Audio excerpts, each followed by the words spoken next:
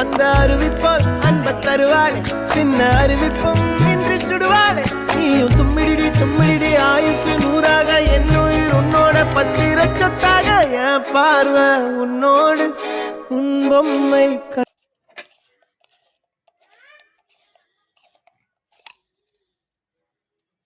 எதுக்குள்ள குச்சி போட்டு வச்ச?